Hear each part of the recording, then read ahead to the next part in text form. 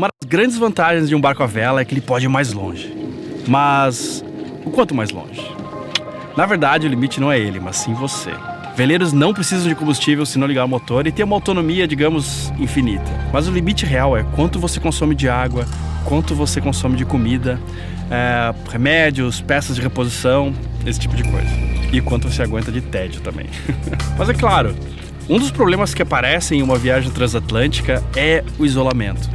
Se você calcular errado quanta comida você precisa, se quebrar algo que você não trouxe um reparo, não tem onde conseguir. E você vai ter que usar sua imaginação para improvisar algo. E vir alguém pegar você é possível, mas pode chegar tarde demais e muito provavelmente eles vão resgatar somente você e não o barco. Então a preparação é algo muito importante. E hoje eu estou visitando um amigo, o José Spinelli, que todo mundo chama de tio, e está se preparando para ir para a África do Sul. Então a gente vai falar com ele, ver como ele está fazendo isso. E aí, tio, o que está acontecendo aí hoje? Bagunça! Nós estamos já há um mês preparando o barco para a viagem, né? E estamos trocando tudo que a gente tem alguma dúvida. A gente está trocando, estamos revendo a parte elétrica, trocamos a fiação total do mastro, fiação de antena, guincho, enfim, tudo para fazer uma viagem tranquila. A tripulação fez um preparo físico excelente, foi um curto espaço, mas muito intenso. Foram 7 dias de musculação seguido de pilates. Trabalharam muito, o Vitor subiu no mastro dezenas de vezes, para trocar fiação, instalar nova antena, instalar nova luz de top, e com isso a tripulação foi se integrando cada vez mais, foi se comprometendo com o projeto. Já fizemos testes do que a gente vai conseguir comer em quantidades e qualidade, para que a gente não leve nada a menos e nada a mais. O barco chegou muito gordo lá em Cape Town. E agora, a partir do dia 9 de novembro, a tripulação já estará embarcada, se preparando para, numa janela, tentar se afastar dessa área Charlie, que é meio difícil de vento. A partir daí a gente vai direto para Cape Town, dependendo do Felipe Guffon, que é o nosso meteorologista de plantão, ele vai dizer se a gente vai conseguir parar em Tristão da Cunha ou não, que seria outra cereja do bolo. Tá? Santa Helena é uma, mas Tristão, com 329 habitantes e sem lugar para ancorar, você pega uma boia a 50 metros de profundidade. É bem pior que Santa Helena para parar. Bem pior que Santa Helena. Quando você vai fazer uma travessia, ok, você até pode ir diretamente pro lugar que você quer ir, mas raramente esse é o melhor caminho.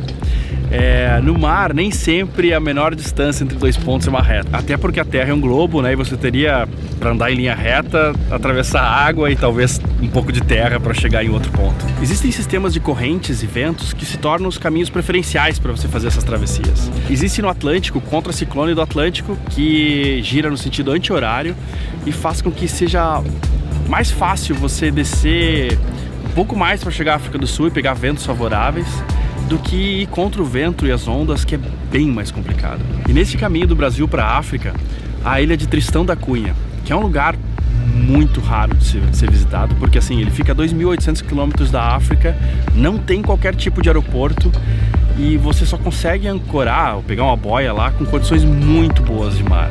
Caso contrário, é super perigoso parar por lá. Tem que ser uma janela muito especial. A gente passou lá com 30 nós de vento e a 100 milhas você não via a ilha, porque estava muito feio o tempo.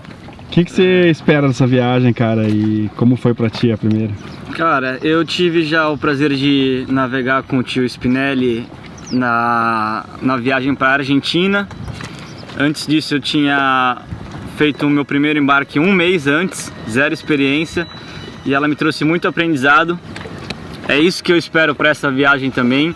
muito aprendizado, planejamento, meteorologia, navegação astronômica e também muita diversão, porque a gente se dá super bem junto.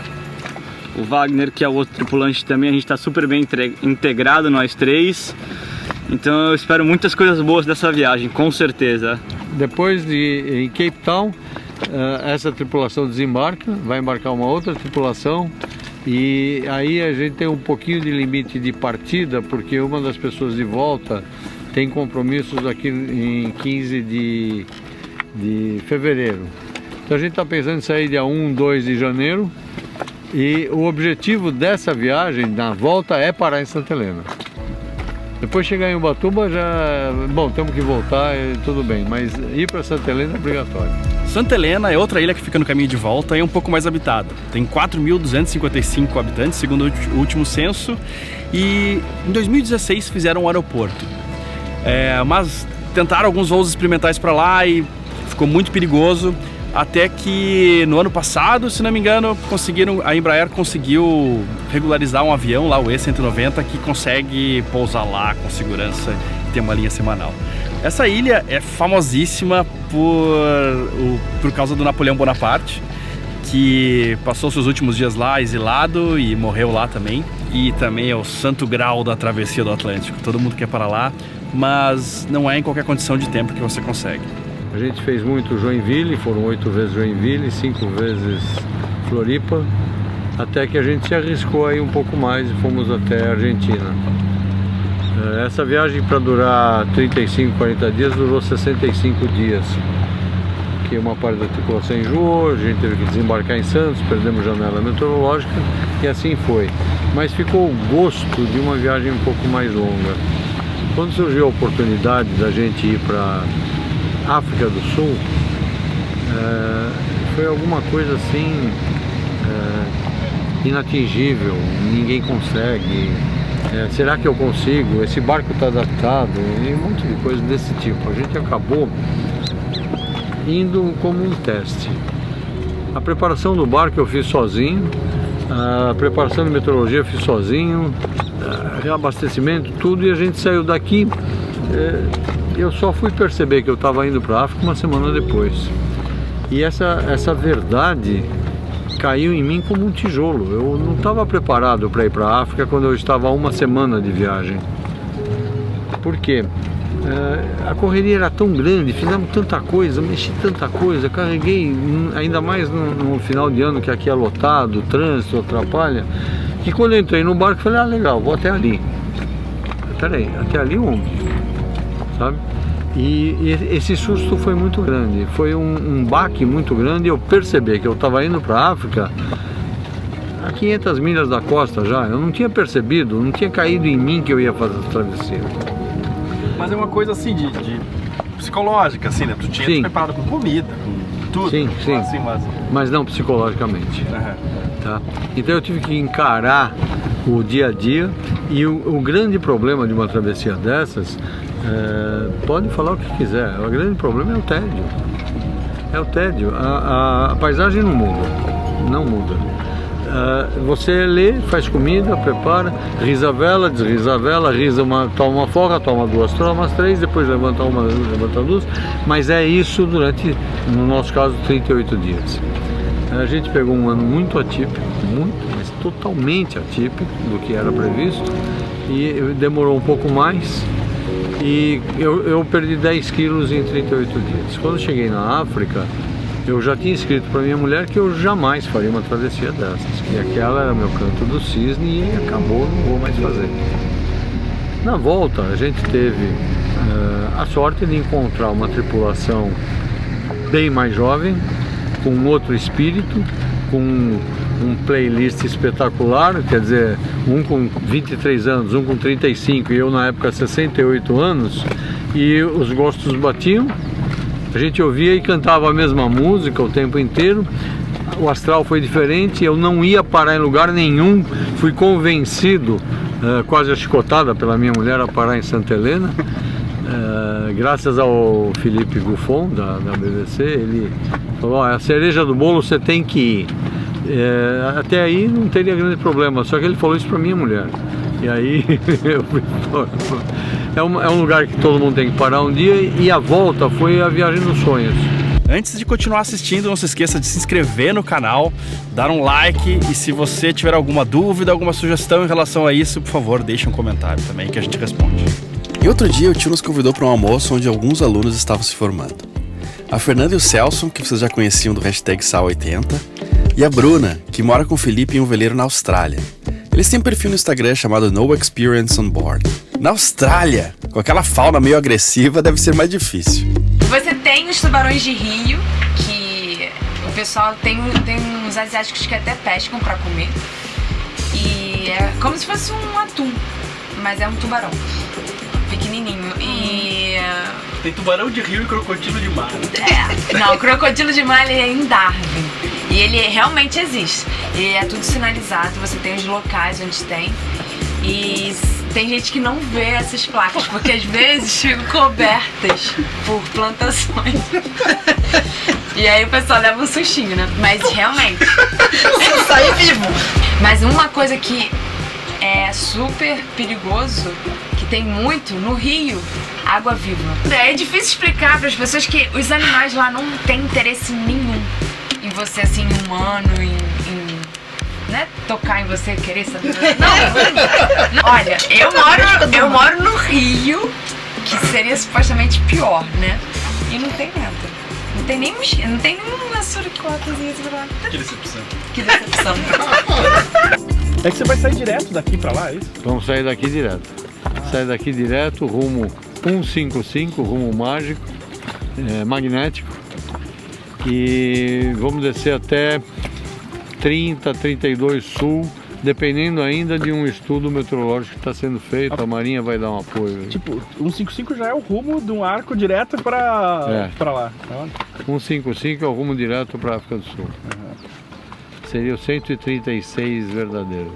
Mesmo quando acabou a Era da Vela e começaram as primeiras embarcações a motor, a autonomia delas era muito pequena. Então, um navio não conseguia fazer grandes travessias como a do Pacífico ou do Atlântico e precisava pontos de reabastecimento para sair, digamos, da África direto para o Chile ou algo assim. Mas pequenas embarcações ainda têm grandes dificuldades de irem, por exemplo, do Brasil para a África. Uma lancha de 33 pés, que é o tamanho do barco do Spinelli, precisaria algo em torno de 8 mil ou 10 mil litros de combustível, o que não é possível para ela levar, né? Um barco de 32 pés teria grandes dificuldades de levar isso, e talvez se levasse consumisse mais combustível ainda, e esse combustível não seria suficiente. Então, ainda para quem tem barcos pequenos e quer a liberdade de conhecer o mundo com pouco dinheiro, o barco à vela é a solução. Mas por que a África do Sul? Não há muitos brasileiros que vão até lá. Primeiro que comercialmente é mais fácil você ter uma viagem de 30 dias atravessando o oceano, e é a mais curta que a gente pode fazer de uma condição favorável de vento, tanto na ida como na volta. Segundo, parar em Santa Helena é realmente um prêmio, é um brinde na brincadeira, tem que funcionar. E para desmitificar um pouco essa história de que só herói atravessa o oceano, que o cara é um super macho, é valente, eu não sou super atleta, eu tenho um bom preparo físico, faço 70 anos em abril, e eu não vejo essa travessia como uma aventura. Eu vejo essa travessia como mais um passeio. Espero que eu não pague a língua. Mas é um passeio que é muito gratificante, e qualquer pessoa com um pouco de preparo, de instrução e com um bom barco revisado consegue fazer. O tio é uma figura-chave em Ubatuba, todos conhecem ele por lá, e ele formou muitos velejadores paulistas. Ele construiu o próprio barco, o Samoa 33, e ele, com quase 70 anos, faz bate e volta na África do Sul, levando alunos para aprender vela oceânica. Eu acho importante para um velejador ter essa experiência de sair para o mar aberto e conhecer novos portos. A gente tem uma costa enorme no Brasil, e eu acho que a gente aproveita muito pouco. Eu fui um velejador que durante muito tempo ficou em Paraty, e é demais aqui, é lindo.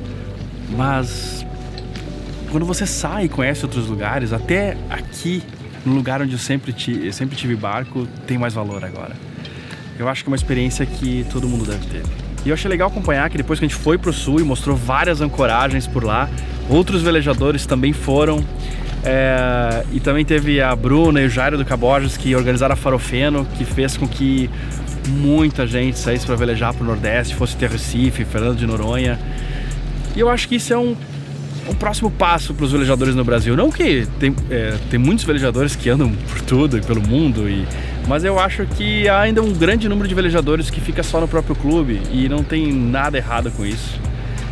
Mas eu acho que eles perdem um pouco da experiência de ter um barco à vela, deixando de velejar para outros portos. Não precisa ser atravessar o Atlântico, né?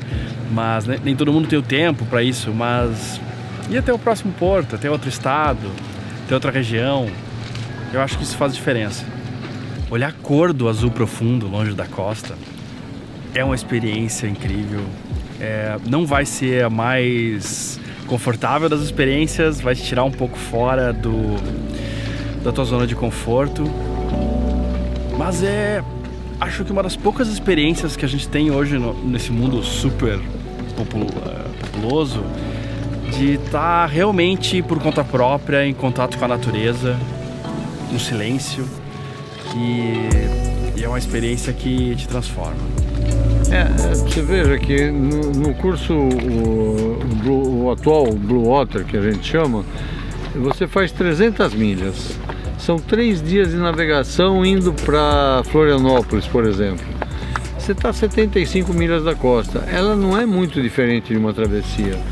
Você simula 3 dias de uma travessia real. Vai fazer turno, vai dormir, vai acordar, vai fazer comida, vai comer, vai lavar a louça, vai rizar a vela se precisar.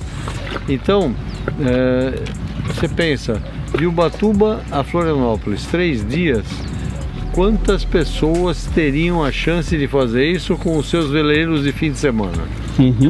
O que falta? Falta um pouquinho de instrução e um incentivo. É alguém mostrar que é possível, que não tem nada de mito ou de difícil, entendeu? Eu posso fazer essa comparação com uma viagem mais costeira ainda. Eu fui para a Argentina. A gente pegou uma média de 25 a 30 nós de vento.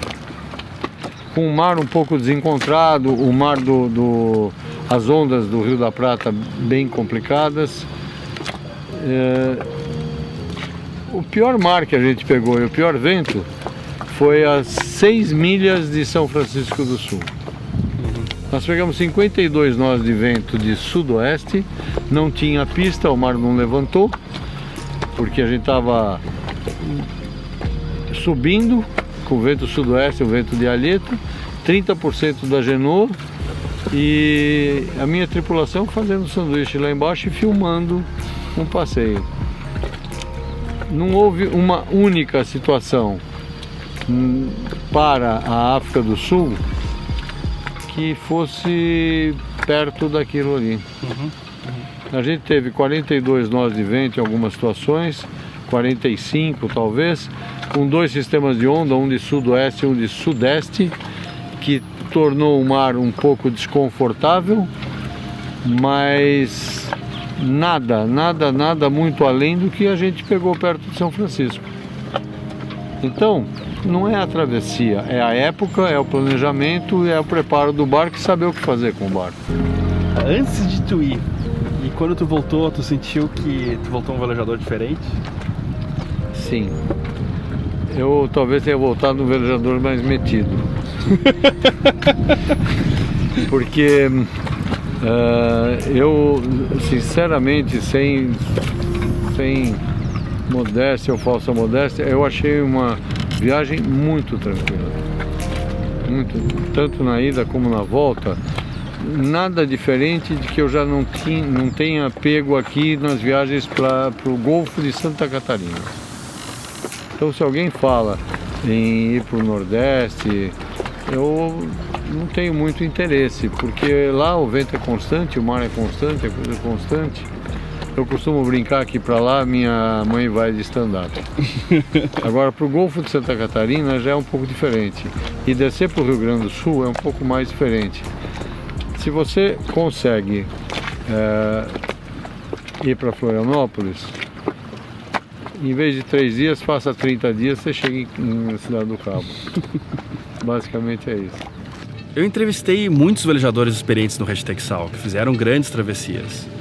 E se tem uma coisa que eu encontrei em comum a todos, é que eles não concordam em muitas coisas. O que significa que não há uma só resposta certa para as coisas do mar. Cada um, baseado no seu histórico, identifica uma forma de tornar a sua navegação mais segura e fazer as coisas que precisa. Para um marceneiro, de repente, um barco de madeira é perfeito.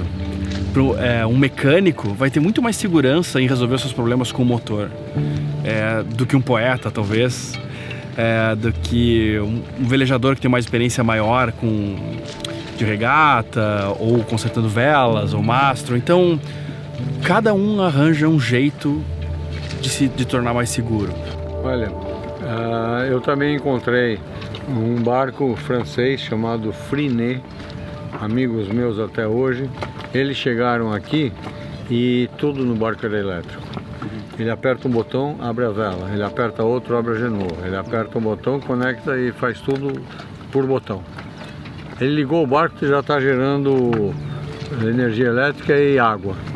O barco é inteirinho automático. E cruzei com uma família de australiano que o barco não tinha energia elétrica e o banheiro era um balde. Ele não tinha divisória interna, ele tinha almofadões e uma cozinha. Ele tinha, sabe aquele flan, aquele pudim de vidro virado de cabeça para baixo com a base plana que iluminava dentro do barco por irradiação. O mastro era um poste e o estaiamento eram cordas de sisal. Não estou falando cabo, estou falando cordas de sisal. Esse cara veio da Austrália para cá pelo Horn. Ele, a mulher, a filha casada, o marido e o netinho e um filho mais novo. E a felicidade deles era tão grande quanto a do Frinet.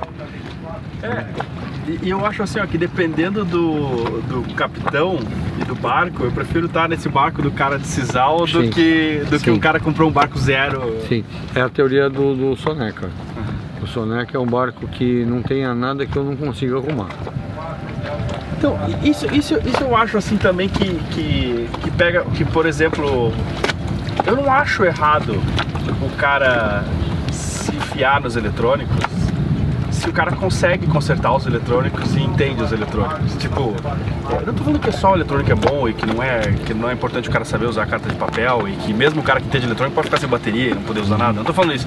Mas eu digo assim que você acha um caminho para você dentro dessa confusão, assim, você concorda? Sim. Eu tenho 6 GPS de mão. 2 são plotters e todos funcionam com pilha comum e eu tenho estoque de pilhas imenso aqui. Agora, eu tenho uma saída aqui chamada Cadê a Anchieta? Aconteceu com uma lancha que veio correndo para cá num temporal e perguntou pra gente onde é que ficava a ilha Anchieta. Aí eu perguntei para ele, mas escuta, você tem uma carta náutica? Não, não tem carta náutica. Aí eu perguntei para ele, você está usando o que? O GPS não está funcionando. Ele tá. Aí eu falei para ele, tua bússola está ferida? Hã? Os caras saíram de Ilhabela para Itaguá com um Navionics num celular. Choveu, acabou o celular e ele não sabia para onde ele ia. Então, eu não sou contra usar o eletrônico também.